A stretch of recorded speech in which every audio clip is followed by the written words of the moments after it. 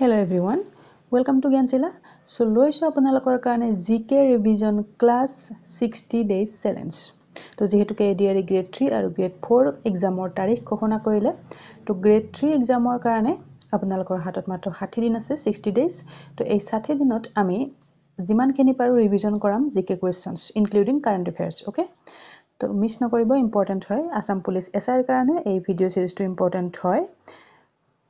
ঠিক আছে, তো আহক ভিডিওটো আৰম্ভ কৰো আৰু আজি প্ৰথম প্ৰশ্নটো হৈছে the layer of a capsule is made by capsule বিলাক যে বনায় তাৰ যেটো লেয়াৰ থাকে সেই লেয়াৰটো কিহেৰে বনোৱা হয় ভিটামিন প্লাষ্টিক ষ্ট্ৰেচ প্ৰোটিন তো ইয়াৰ শুদ্ধ উত্তৰ কি হ'ব হেটো হ'ব option C stretch okay next question which country produces highest milk তলৰ কোনখন দেশে সৰ্বাধিক গাখীৰ উৎপন্ন কৰে তো কোনখন দেশে কৰে সৰ্বাধিক গাখীৰ উৎপন্ন কৰা দেশখন হৈছে ইয়াতে অপচন সি আমাৰ ইন্ডিয়া ভাৰত ঠিক আছে নেক্সট কোৱেশ্চনটো আছে Bandipur tiger reserve is located in কত আছে বন্দিপুৰ টাইগাৰ ৰিজাৰ্ভখন আছে তলত দিয়া অপচন কেইটাৰ ভিতৰত শুদ্ধ উত্তৰটো হ'ব option A Karnataka Thomas cup is related with Thomas cup কি খেলৰ লগত জড়িত তো ইয়াতে বেডমিন্টন ক্ৰিকেট ফুটবল টেনিস আৰু শুদ্ধ উত্তৰ হ'ব অপচন এ বেডমিন্টনৰ লগত জড়িত হয় Thomas cup okay Question number 5. Bull and bear word is related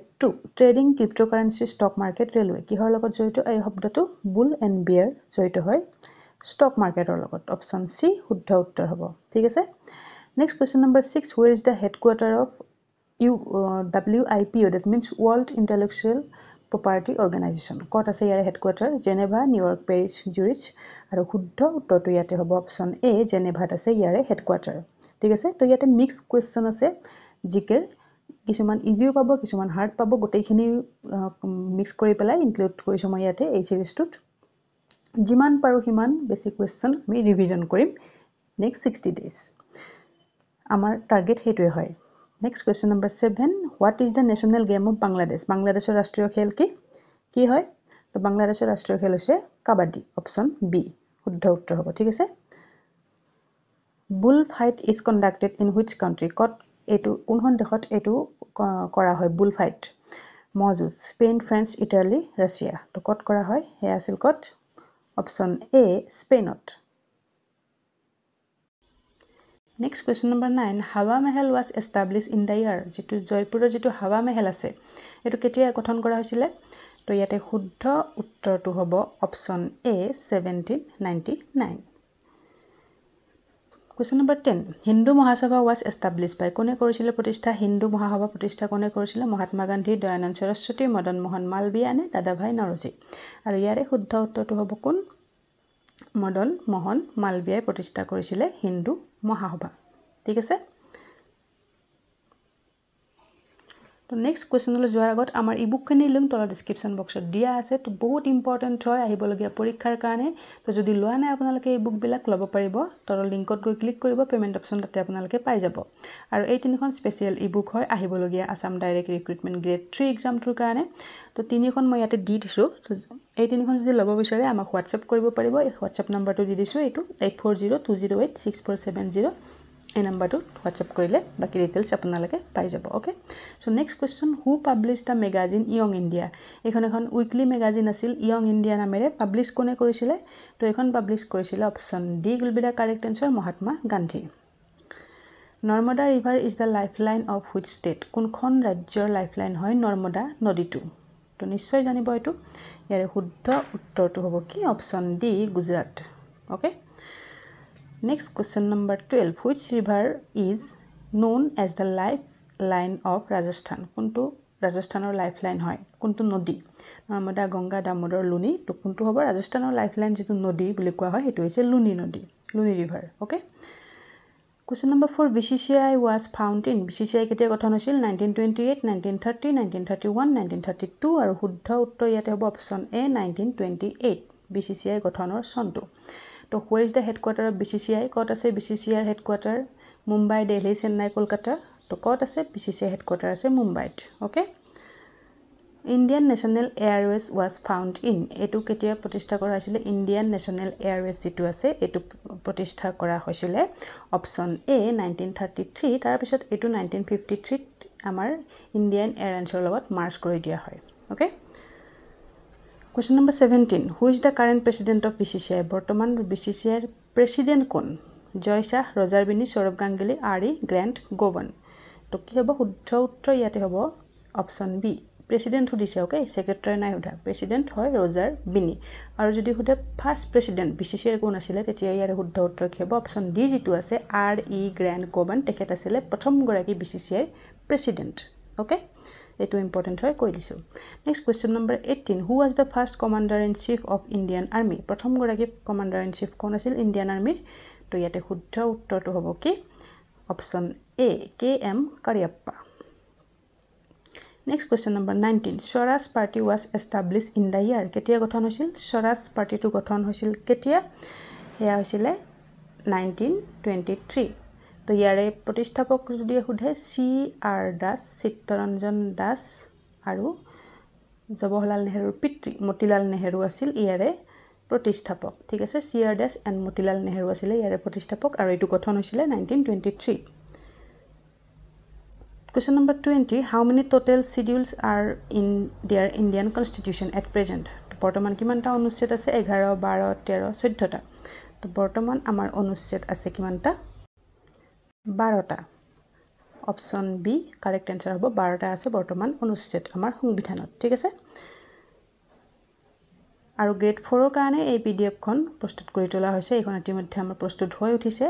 তো 250+ জিকে কোৱেশ্চনছ এই ইবুক PDFটোত আপোনালোকে পাব। পাঠ্যক্ৰম অনুযায়ী সম্পূৰ্ণ অসমীয়া মাধ্যমত এই ইবুক PDFটো বনোৱা হৈছে। তো যোগাযোগ কৰিব পাৰিব। আমাৰ এই নাম্বাৰটো দি দিছো 8402086470 আৰু ডেসক্ৰিপশন বক্সত লিংকটো দিয়া হৈছে এই বুকখন। Question number 21 which city is known as Boston of India? কোনখন চহৰক Boston of India বুলি কোৱা হয়? Boston of India বুলি কোৱা হয় ইয়াত আছে আহমেদাবাদ, হায়দৰাবাদ, জামনগৰ, মিৰ্জাপুৰ। তো correct answer will be option A Ahmedabad. Next কুৱেশ্যনটোত আছে which city is known as city of roses? গোলাপৰ চহৰ বুলি কোনখন চহৰক কোৱা হয়? তো city of roses Mumbai, Chandigarh, new Delhi, Srinagar. কি হ'ব শুদ্ধ উত্তৰটো ইয়াতে হ'ব অপশন বি চণ্ডীগড়ক কোৱা হয় city of roses। ঠিক আছে, next question which is the first Oscar award winning Indian movie? প্ৰথমখন মুভি ইণ্ডিয়ান মুভি ভাৰতৰ মুভি যিয়ে অস্কাৰ বঁটা পাইছিলে সেইখন কি হয়? স্লামডগ মিলিয়নাৰ, গান্ধী, বছ, লেলা মজনু। তো কি হ'ব কাৰেক্ট আনসাৰ হ'ব অপশন বি যিটো আছে গান্ধী। এইখন আছিল প্ৰথমখন Oscar award winning Indian movie. আৰু যদি হতে প্ৰথম গৰাকী ভাৰতীয় যিয়ে অস্কাৰ বঁটা পাইছিলে তেখেতৰ নাম কি হয়? ভানু আথৈয়া।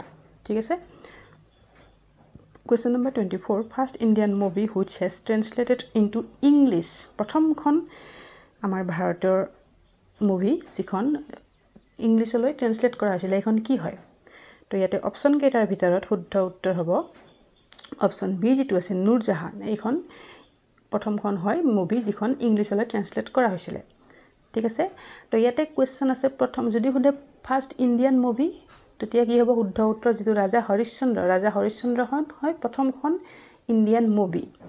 তো আৰু যদি সোধে ফাৰ্ষ্ট টকি ফিল্ম ৰাজা হৰিশ্চন্দ্ৰৰ যিখন ফিল্ম আছিল এখন সাইলেন্ট মুভি আছিল। দেন যিখন আলমাৰা আছে আলমাৰাখন হৈছে ফাৰ্ষ্ট টকি ফিল্ম দ্যাট মিন্স প্ৰথম তাত অডিও আছিল।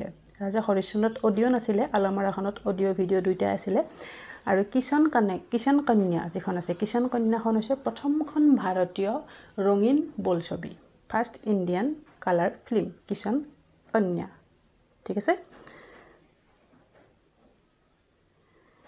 Next question number 25 currency of Norway is নৰৱেৰ কাৰেন্সি কি হয়? তো নৰৱেৰ কাৰেন্সিটোৰ নাম হৈছে ইয়াত আছে krone, lime, peso, rand and শুদ্ধ উত্তৰ হ'ব option A krone. Next question number 26 which country first reached the south pole of the moon? কোনখন দেশে সাউথ পলত এন্ট্ৰি কৰিছিলে আমাৰ চন্দ্ৰৰ? তো এইটো কাৰেণ্ট এফেয়াৰ্ছ কুৱেশ্যন হয় আৰু নিশ্চয় জানে সেইখন হৈছে আমাৰ ইণ্ডিয়া চন্দ্ৰয়ান 3 সাউথ পলত লেণ্ডিং কৰা প্ৰথমখন দেশ হয় আমাৰ Bharat. Next question number 27 what is the name of lander in mission Chandrayaan 3? Chandrayaan 3 যিখন লেণ্ডাৰ আছিলে যিটো সেইটোৰ নাম কি? বিক্ৰম, আদিত্য, প্ৰজ্ঞান, বাহুবলী। তো কাৰেক্ট এনসাৰ হ'ব অপশ্যন এ বিক্ৰম আছিলে লেণ্ডাৰটোৰ নাম আৰু প্ৰজ্ঞান আছিলে ৰোভাৰটোৰ নাম। তো চন্দ্ৰয়ান 3ৰ ওপৰত কুৱেশ্যন আহিব বহুত ইম্পৰ্টেণ্ট হয় 100% চান্স আছে অহা। তো চন্দ্ৰয়ান 3ৰ ওপৰত যিখিনি ইম্পৰ্টেণ্ট হয় গোটেইখিনি ক্লিয়াৰ কৰি ৰাখক আৰু মই ভিডিঅ'ত দিয়ে থাকিম। বিক্ৰম আছিলে লেণ্ডাৰ, প্ৰজ্ঞান আছিলে Rover. Okay, Next question number 28. What is the theme for World Health Day 2024? World Health Day 2024 চনৰ যেটো থিম আছিল হেতু কি হয় তো ইয়াতে শুদ্ধ উত্তৰটো হ'ব কি option A my health my right then আপোনালোকৰ কাৰণে কোৱেশ্চন আছে World Health Day কিমান তাৰিখে পালন কৰা হয় কমেন্ট সেকশনত কমেন্ট কৰক okay Next question number 29. Judges of a high court are appointed by কোনে এপইন্ট কৰে হাই কোৰ্টৰ জাজখিনিক এপইন্ট কৰে কোন গৰাকী ব্যক্তিয়ে তলত দিয়া অপশন কেটাৰ ভিতৰত prime minister governor president chief justice of India আৰু correct answer will be option C president Next question number 30 Name the most youngest Indian mountaineer who climbed the Mount Everest at the age of only 16 years কোন হয় সেই গৰাকী Indian মাউন্টেইনাৰ যিয়ে মাত্ৰ 16 বছৰ বয়সত Mount Everest বগাবলৈ সক্ষম হৈছে এটো কাৰেন্ট অ্যাফেয়াৰ্স কোয়েশ্চন হয় তো এতে শুদ্ধ উত্তৰটো হ'ব কি অপশন এ যেটো আছে কামিয়া কাৰ্থিকেয়ান তেখেত হয় ফাৰ্স্ট মোস্ট youngest